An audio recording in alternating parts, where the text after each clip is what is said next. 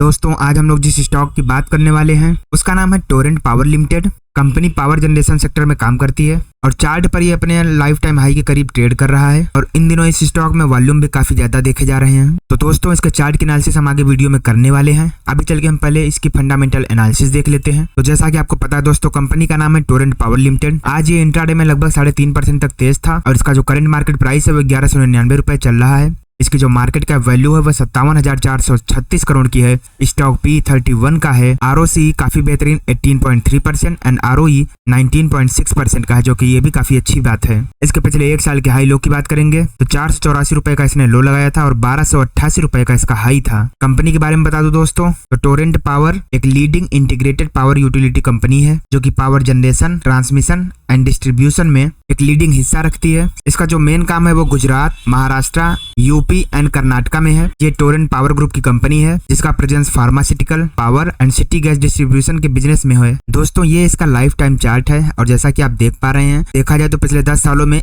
इस कंपनी ने कुछ खास अच्छा प्रदर्शन नहीं किया है, लेकिन कोरोना के बाद जब इसमें ब्रेकआउट आया तो फिर वहां से अभी ये स्टॉक अपने लाइफ टाइम हाई पर ट्रेड कर रहा है।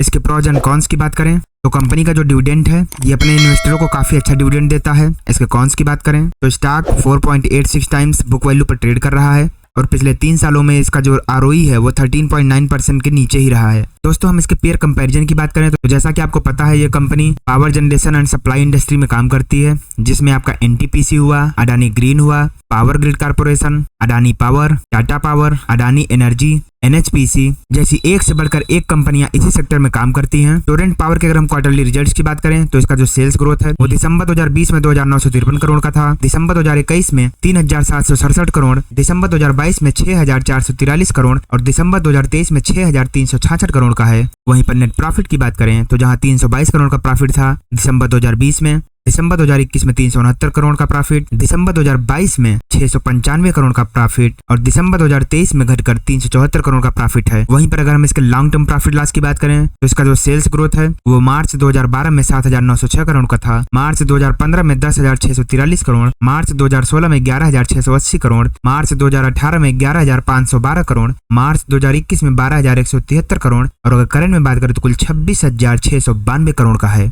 तो देखें तो यहाँ पर काफी मैसिव जंप हुआ है। वहीं पर नेट प्रॉफिट की बात करें तो मार्च 2012 में 1255 करोड़ का था, मार्च 2015 में 363 करोड़ का प्रॉफिट, मार्च 2018 में 952 करोड़, मार्च 2021 में 1296 करोड़ और करंट में अगर बात करें तो कुल 1933 करोड़ का प्रॉफिट है। तो अगर हम देखते हैं तो हम ये नोटिस करते हैं कि इसमें प्रॉफिट हो या सेल्स ग्रोथ हो, धीरे धीरे ही इसमें काफी अच्छी ग्रोथ नजर आ रही है। दोस्तों अगर हम इस स्टॉक के CAGR की बात करें तो पिछले 10 सालों में इसने 31% की रेट से, पिछले 5 सालों में 36% की रेट से, पिछले 3 सालों में 43% की रेट से और पिछले 1 साल में 126% की रेट से इस स्टॉक का कंपाउंड एनुअल ग्रोथ रेट रहा है। यानी कि इस स्टॉक ने स्टॉक मार्केट में अपने इन्वेस्टरों को काफी अच्छा प्रॉफिट जनरेट करके दिया है। अगर हम टोरेंट पावर के बोरोइंग्स की बात करें तो मार्च 2012 में 5,414 करोड़ का, मार्च 2015 में 9,355 करोड़, मार्च 2018 में 9,298 करोड़, मार्च 2021 में 7,867 करोड़ और अगर करंट में बात करें सितंबर 2023 तक तो 10,685 करोड़ का उधार अभी भी इस कंपनी के ऊपर है। वहीं पर अगर हम टोटल एसेट की बात करते हैं तो मार्च 2012 में 13,923 करोड़ का एसेट था, मार्च 2015 में 19,632 करोड़,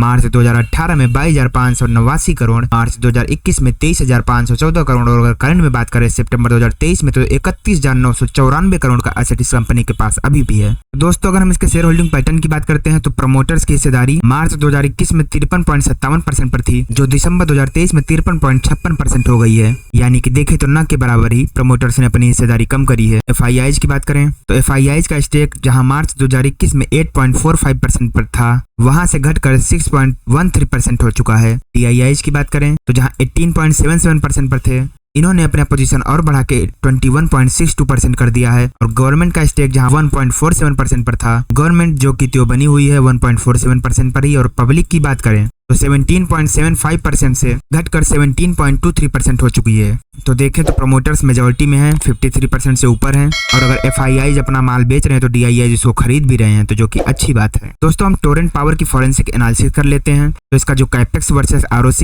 है वो पिछले 3 सालों में बढ़ा है। ROE जो है इसका पिछले 10 सालों में काफी अच्छे तरीके से बढ़ा है। कंपनी की जो लायबिलिटीज है उसमें कोई दिक्कत की बात नहीं है। वर्किंग कैपिटल इसका बहुत ही बेहतरीन है। कंपनी के प्रमोटर्स ने अपना कोई भी शेयर प्लेज नहीं किया है। कंपनी का जो डेब्ट है वो भी मैनेजेबल है। प्रमोटर्स ने अपनी हिस्सेदारी पिछले 90 डेज में कम नहीं करी है। हाँ, एक दिक्कत की बात है कि शेयर प्राइस इसका जो अभी तक बढ़ा नहीं है पिछले 10 सालों में। अगर सब कुछ ठीक रहा तो अब शेयर प्राइस में भी काफी अच्छा बदलाव दिखेगा, क्योंकि वो रैली शुरू हो चुकी है। ओवरऑल देखें तो ऐसे कोई खास दिक्कत की बात नहीं है इस स्टॉक में। अगर हम टोरेंट पावर के मार्केट शेयर की बात करते हैं तो कन्वेंशनल एनर्जी में इसका 1.50% का मार्केट शेयर है। इलेक्ट्रिसिटी जनरेशन में 1.60% का मार्केट शेयर है और थर्मल एनर्जी में 1.80% का मार्केट शेयर है। वहीं पर हम इसके रेवेन्यू की बात करते हैं तो इसका जो प्रोडक्ट है वो रेवेन्यू फ्रॉम पावर सप्लाई से 85% का आता है। Revenue from sale of cable products 1.4% and regasified liquefied natural gas यानी कि RLNG में 11.9% का इसका प्रोडक्ट है। अगर हम इसके सेगमेंट की बात करें तो ट्रांसमिशन एंड डिस्ट्रीब्यूशन में 76.2% का इसका बिजनेस है। रिन्यूएबल सोर्सेस में वो 3% का एंड जनरेशन में 20.8% का, यानी कि ये कंपनी लगभग 20% इलेक्ट्रिसिटी जनरेट करती है और around 75 to 76% transmission and distribution का काम है। लोकेशन की बात करें तो 100% इसका बिजनेस इंडिया से ही आता है।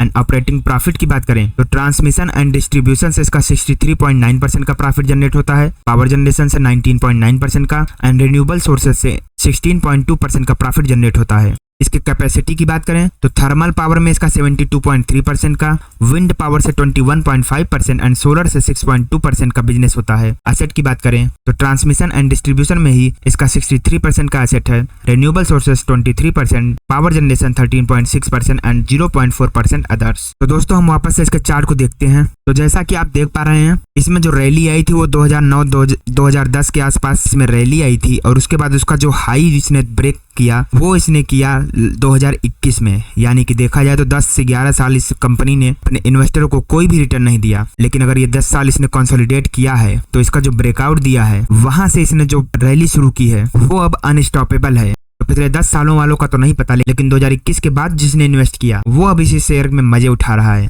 तो दोस्तों वैसे तो ये शेयर काफी ज्यादा बढ़ चुका है, लेकिन अभी भी यहाँ से काफी ज्यादा ऊपर जाने की पॉसिबिलिटीज रखता है। तो अगर आप चाहें तो इस शेयर में इन्वेस्टमेंट कर सकते हैं, लेकिन ध्यान रहे कोई भी इन्वेस्टमेंट करने से पहले एक बार खुद से एनालिसिस जरूर कर लीजिएगा और वीडियो को लाइक, शेयर एंड सब्सक्राइब जरूर कर दीजिएगा।